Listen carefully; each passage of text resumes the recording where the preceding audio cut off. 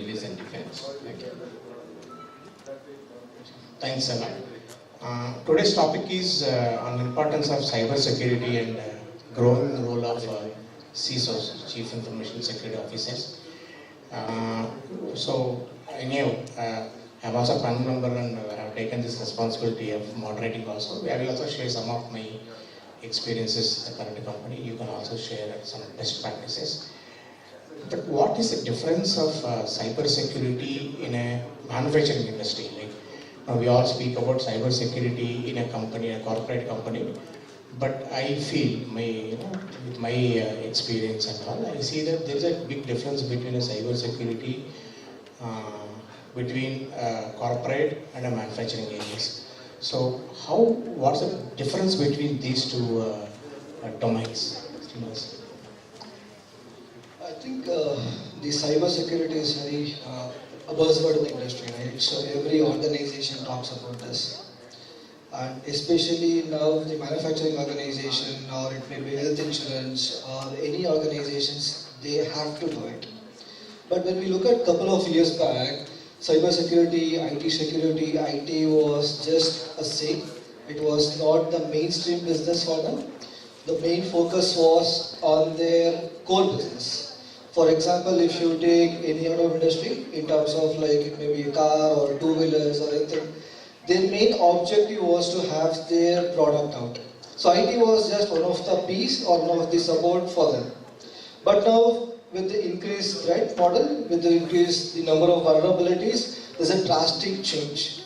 Every organization, whether they want or they don't want, they have to go with the cyber security. Especially like when there are incidents happening across the industry. For example, it can be for Facebook, it can be for Wipro, or it can be for any organizations. So organizations are forced to have it.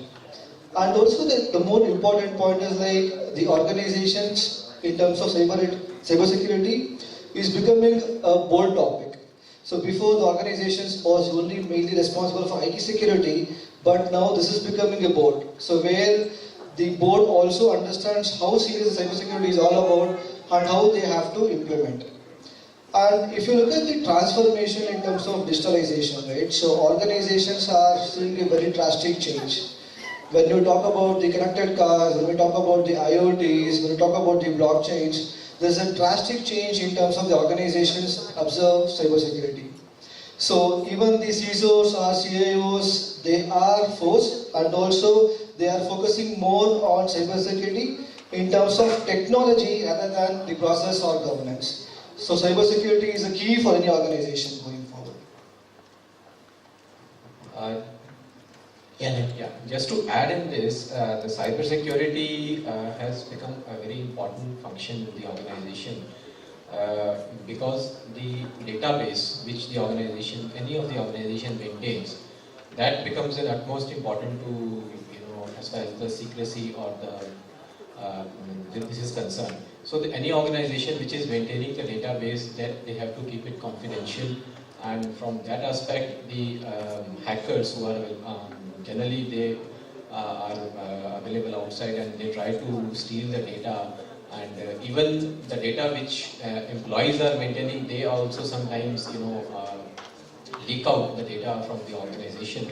So from that aspect, the cyber security and the security officer's job becomes utmost important, and it has become it is seen from the top by the top management that it has become a very important role in the organization. Yeah, correct. Cyber security in a corporate industry or a white collar thing is more secure. It is not that more secure, at least it's a mature. But in manufacturing areas, cyber security is not so mature because we are dealing with the people there who are blue collar thing. For them, if you go and say that this is important from a security point of view, they may say that is not important for them, because for them, for example, for our industry, making the car or reaching the target, the takt time, we have a takt time of 3 minutes. So that is main job for them. So maybe the awareness is very low from the cyber security and manufacturing areas.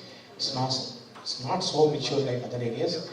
I think there is a reason where these guys have also started attacking manufacturing areas, because it directly indicates the production. So they can target directly production areas. So that's a good information from our panel members. And moving to the next question, next topic maybe. What are the innovations which we see in cybersecurity from manufacturing industries? How differently we are doing from other areas? So, with respect to innovation, I think manufacturing industry is also not less compared to any other industry, right?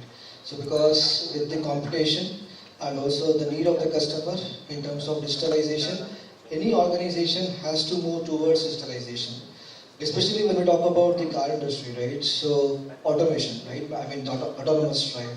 So when we are talking about that level, so the innovation in terms of like how do you connect your car to data centers? So how the data is transferred securely between your car and data center, and also how can you ensure the devices which are connected to your car is secure enough.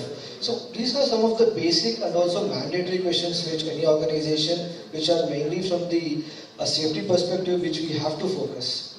And on top of that, like we also have to look at the as Navigator said, like the targets, right? So with the market and also with the need of the hour, so there are huge demand, like how do we also address how many cars or what is the price we have. And overall, like security perspective, organizations have to focus in terms of like how they deal and also how they securely have the customers' data. If we talk about the automotive sector, yes, I mean this is the it has been explained by our friends. If we see about the other industries like panel manufacturing or the pharma company or any other industry, there also this security, this cyber security has it plays a very important role. I come from the power industry background, so there the data of the power users, the amount of power which is being sent from the utility sectors, that is also maintained and secured, because the power leakages and power thefts, they became very common. But now with the help of the digitalization and this computer age, it has become and with the security in place, it is actually quite easy to maintain that data. How, with the adoption of new technologies in cyber security, is it our threat intelligence or security is we are taking a higher risk, or risk is coming down? I would say that as far as the risk is concerned, with the increase in the technology, the hackers have also increased. So the risk is definitely there, but definitely with the evolving new systems and with the new ideas, new innovations, the new developments which are happening, so the cyber security officers, they have to be equally equipped with the latest tools, latest technologies, so that they can implement the new solutions and try to find out the ways the others are thinking, the outside, how to prevent the data to move out from the organization, the confidential data I'm talking about. So that particular aspect, the cyber security officers have to be well equipped with the latest technology tools, so that there are less threats to the organization from the external as well as from the internal aspects. So what would be your suggestion to bridge this gap between technology adoption and decrease cyber security risks? So if I talk about the technology adoption, so whatever the new trends which are going in the market, the CIO has to understand about what our CISO has to understand what are the things which are going on in the market, and he has to adapt and implement those skills within the team as well as the people who are within the organization, and tell that what are the passwords which should be kept so that the data remains there. Yes. I think the primary focus should be to understand like what is required for the organization. So in the industry, like we have a number of products, right? It can be for your antivirus, it can be for DLP, or it can be for anything. So until and unless like we being a CISO or the IT responsible, we have to understand like what is best for my organization. Because that's the whole point. Until and unless like we have a clarity on the solutions and also requirement, we end up in having a number of solutions which are implemented in the organization. So because of which those are becoming a part and parcel of the hackers, so where they try to enter. And if you look at the current incidents, one of the incident was the IT industry, which was Wipro. They also happened to happen like the VNC was one of the main root cause which happened to enter the attackers. So from that perspective, like we should be very clear. The first point, like what is that we want.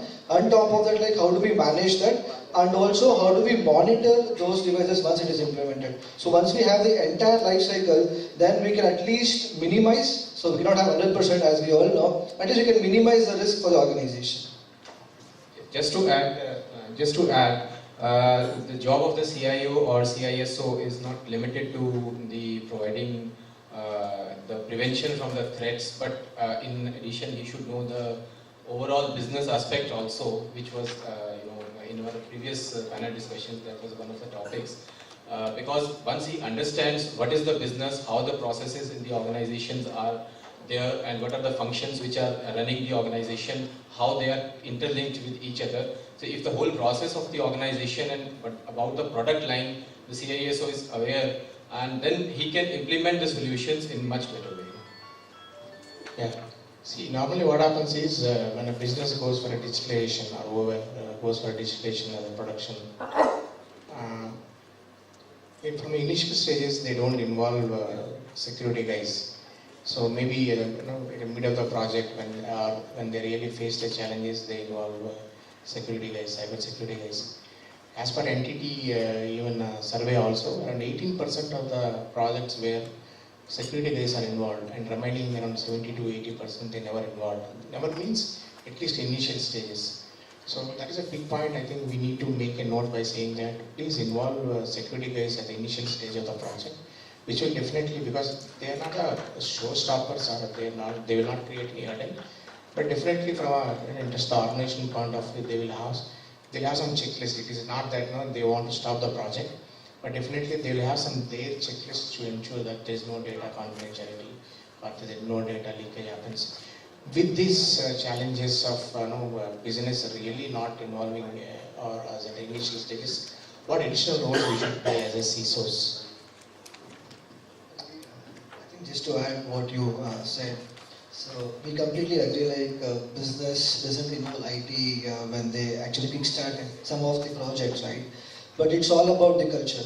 So it's all about the culture, like how the organization wants to take it. So if it is really a top-down approach, and if this is a topic in the board, then definitely like the organizations are forced to at least involve the IT department or the security folks in the initial project. But agree in some parts, like where the organizations also, some in silos, they have their own shadow ITs. So where the organization is not aware. I completely agree with that.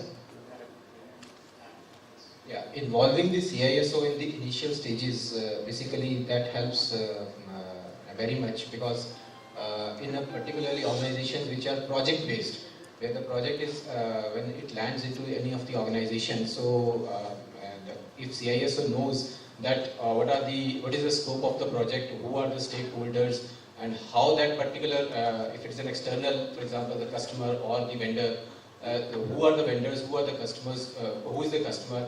So then he can have the better control over the whole setup of this as far as the security aspect is concerned. And since he knows the internal stakeholders, which may be the project team or the engineering team or the commissioning team or the design team and or the production team, so those particular stakeholders he knows. But as far as the external stakeholders are concerned, if in the initial stage of the project he is involved, then definitely the alignment can be much better. See, for security guys, confidentiality, integrity, availability is the measure which we evolve or take care of this thing. Coming to manufacturing industries, for them confidentiality is not a priority. For them is availability or uptime of the systems is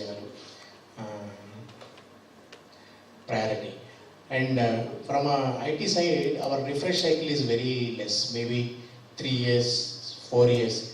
But manufacturing areas, refreshing cycle is 20 years, 25 years. So we cannot change the technology at front and say that please, from tomorrow, or it's like a Big Bang theory, the systems are outdated, please change. We cannot adopt like what methodology we adopt for IT. So there is a big difference between what approach we have to take from IT and manufacturing areas. I think yes, I agree with you. What you said is that we have to have a special focus on manufacturing and digitalization part.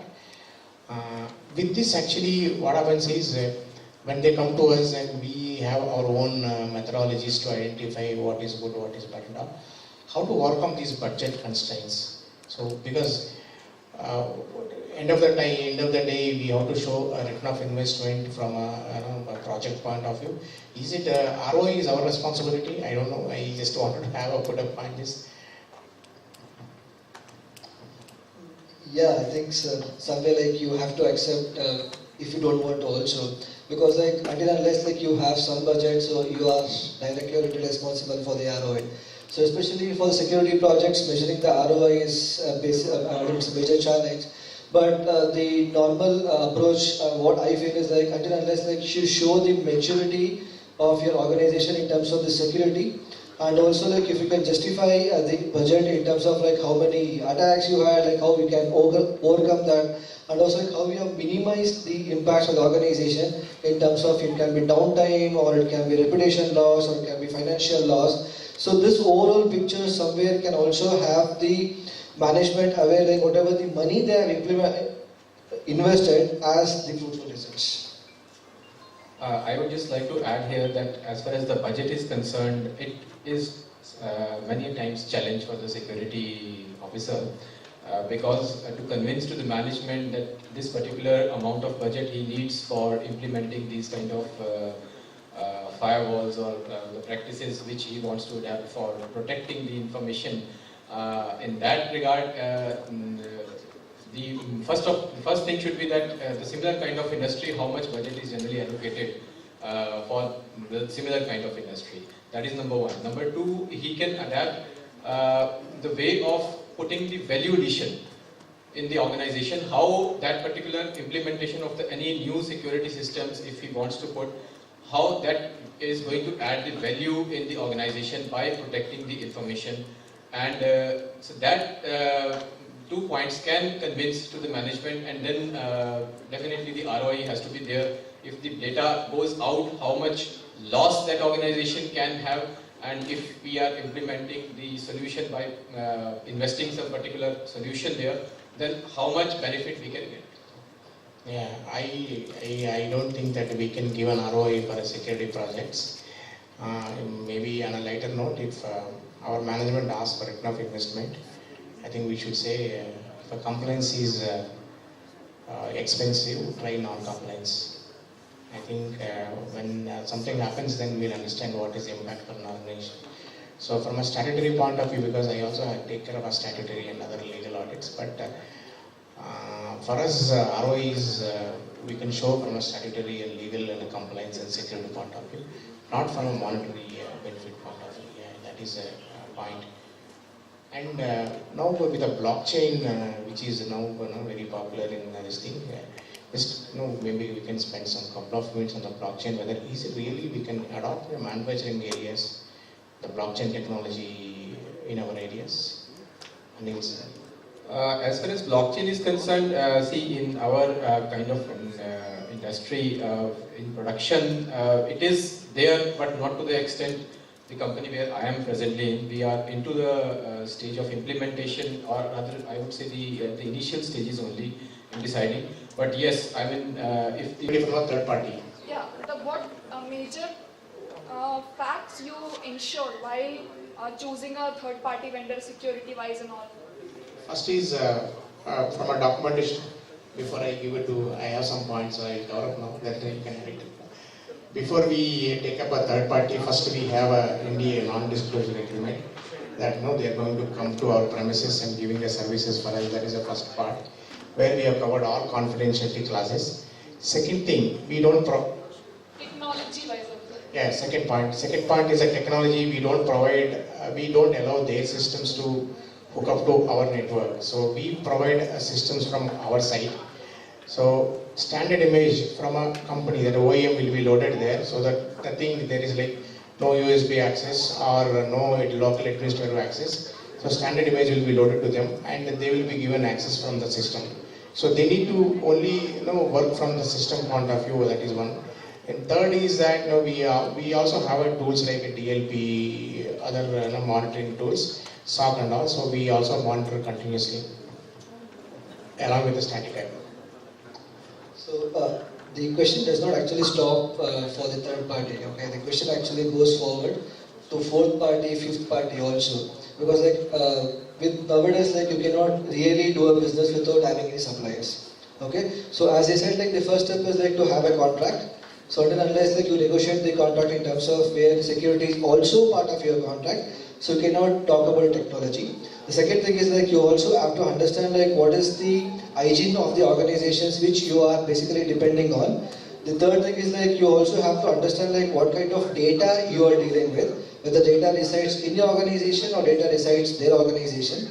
The third thing is you also have to have a basic security check or an audit kind of thing on a frequent basis, probably once a year or twice a year, to understand whether they are completely following whatever the contract, whatever the agreement they have before they onboard. So this is basically an entire life cycle which the organizations have to follow when you are outsourcing any of your information or any of your processes.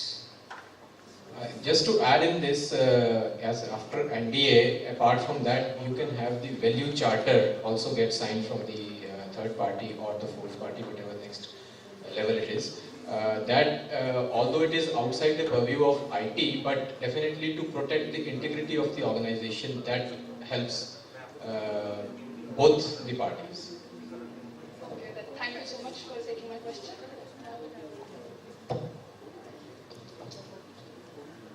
Very interesting talk. So I'm Akash Goyal and I come from data science background. I'm a little bit curious about the blockchain. So you mentioned about it removes the middleman.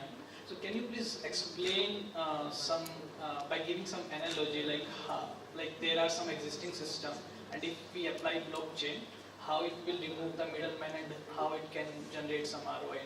So. Yeah, I'll just explain from the financial sector. Blockchain is generally applied for the Bitcoin. Now, if the banks are removed, so then how will you deal? So you have the Bitcoin currency with you, and you are directly dealing with the party. So middleman is like a bank. So you remove the bank. So in that case, the bankers are just like a gatekeepers of your money. That's it. So if the money is directly being controlled by you, so then the big middleman, the bankers, they get removed. So in the financial sector, it is applicable like this. So in case of say a service company like Uber, in that case, if Uber is removed, then you are directly talking to the taxi drivers without this middleman. So the share of Uber will get removed. So that is the terminology which is generally used as a middleman in blockchain. But in certain case, there will be certain single authority required who will take care and manage the user side as well as cab side, right? Yeah. So basically, these whatever the companies which I have named, they are providing you a platform to a user as well as to the person who is actually giving the services. So in that case, that is a kind acting as a middleman, which is taking care of all these aspects. So that is the reason why the blockchain right now it is at a very initial stages. So the things are in process of implementing, and a lot of thoughts are being given within the organization that if the middlemen are removed, whether it is going to be beneficial or it is going to be difficult time for them. So that is the what I understand. That's the meaning of the middleman. Yeah. So the first level of intuition is that obviously if the middleman is removed, obviously it will be win-win opportunity for the end users, right? But I still have a doubt in understanding whosoever if we remove the Uber, so there will be certain app required at the driver side and as well as at the user side, right? So there will be some company who is taking care of both apps, right? So that is Uber as of now. So how the middleman removes, how blockchain removes that? Yeah. So just to answer this, a few years back when the app things were not there, the things were moving. So somebody had given a thought that let us make a one platform where we build an app and bring out all these people on one platform, and then at the user end you use the app and go ahead. Now the things are moving in a next direction. If we remove the app, then what? So thought is being given in that direction. So at present we are not able to imagine, it may not be applicable for every industry. It will be applicable for few industries, but later on the thoughts are given for every kind of industry, whether it can be implemented or not. For example, the manufacturer is manufacturing the product, and the next level is the distributor or the wholesaler, then a distributor, then a dealer, and then a consumer. So now, in between, sometimes the wholesaler is removed, the distributor is directly talking to the manufacturer, and at times even distributor is also removed. The dealers are directly talking to the manufacturer. So middlemen are getting removed. So at present since we are used to use the apps, so probably we are thinking that is the only way. But there are thoughts which are going on that how to remove that so that it becomes more cost-effective solutions. Yeah, okay. Thank you. Any other questions? Maybe we can have offline with this. We conclude this session. Thanks a lot for my esteemed panel members. Thanks a lot once again.